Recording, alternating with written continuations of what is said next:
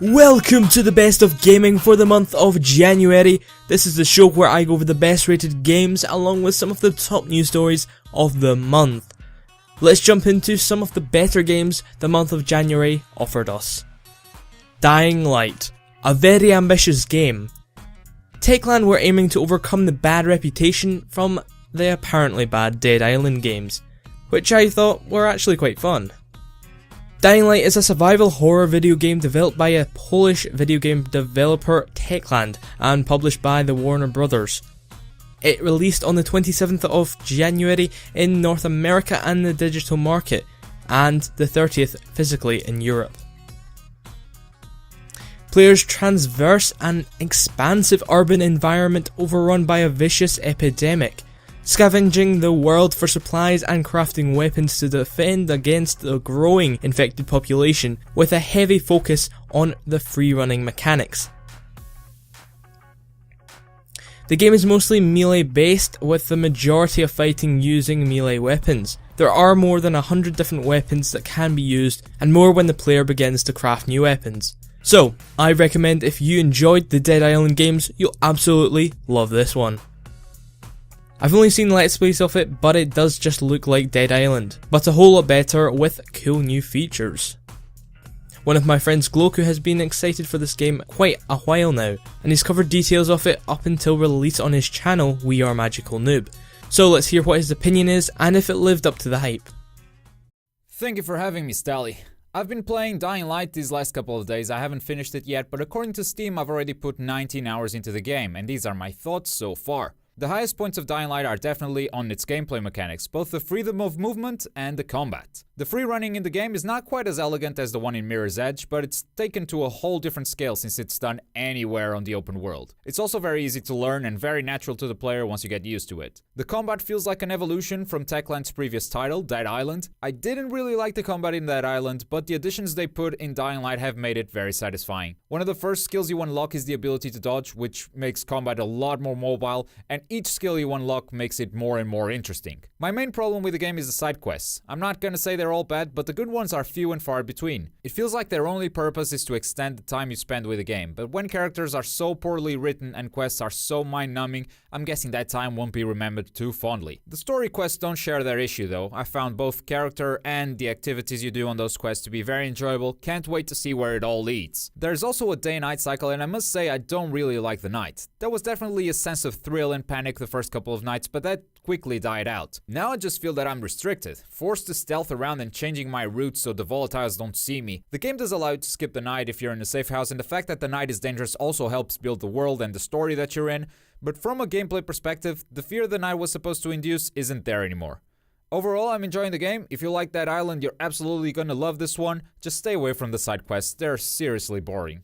Back to you, Stalli. Thanks for that, Gloku. It was given a 94 on Metacritic by CCC, and the players on Metacritic averaged out an 84. So overall, it's a good zombie game, with most people saying the graphics and the general gameplay lifted away from Techland's previous zombie titles. Another game that was well received was Resident Evil HD Remaster, the remake of the original Resident Evil game. This one came out on the 20th of January. The additions include a smoother framerate with HD visuals, remastered audio at 5.1 surround sound, and of course the ability to play a classic game from your younger years on the newest of PlayStation's console iterations. Game Informer gave it a 95, saying the modern control scheme lets players move in the direction they are pointing their analog stick, opposed to the classic tank controls. The result is a liberating, intuitive and immediately satisfying. But Eurogamer gave it a stale 70, saying that it was a nice visit to replay the game again, but the whole stay can be miserable. Due to a couple of scores like this, it got an 84 on Metacritic. The last game I'm going to be talking about today is another remaster, Grim Fandango Remastered. I can't say much about this game as I've never played the original, but a lot of people who did were hyped for this game and are raving about it. IGN gave it a 93, saying the fact that so little is needed to be done to modernise it only reinforces its place as a classic of the genre. A few smaller outlets gave it some bad thoughts and therefore pushed it down to an 82 on Metacritic. So that's the best of gaming for January. Well, the actual gaming side of it, but here are a few news stories that caught my eye and may have sieved through your guys' site. So, I'll retell them.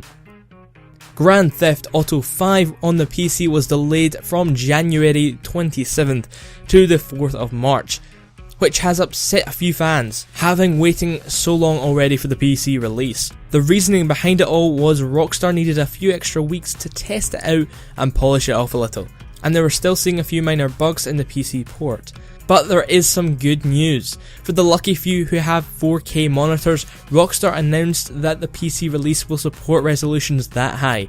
Also, heists will be coming soon for consoles. It should be a matter of weeks now, and PC copies will gain instant access to heists in GTA Online.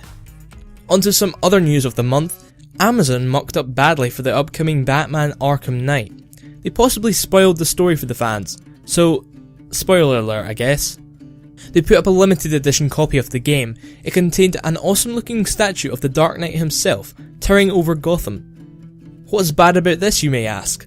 Well, a plaque at the bottom said, and I quote, "From a grateful city in memory of the Gotham Knight," implying that Batman, or the Bruce Wayne Batman, dies during the story of Arkham Knight. Amazon later went on to change the plaque in the image, so maybe they have realised it's bad and are trying to cover it up, so sadly, Batman could die.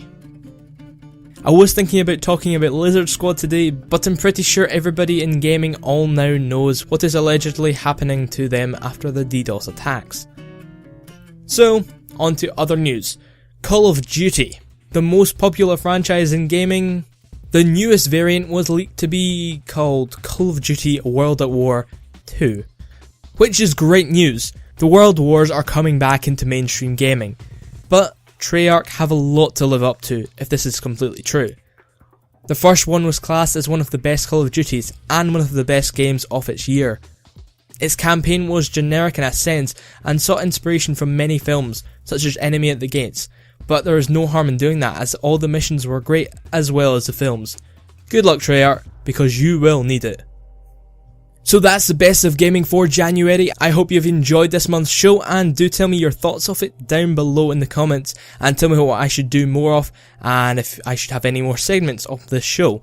My name is Stalli111 and I hope you have enjoyed. Make sure to drop a like, drop a comment and subscribe if you've not done so already.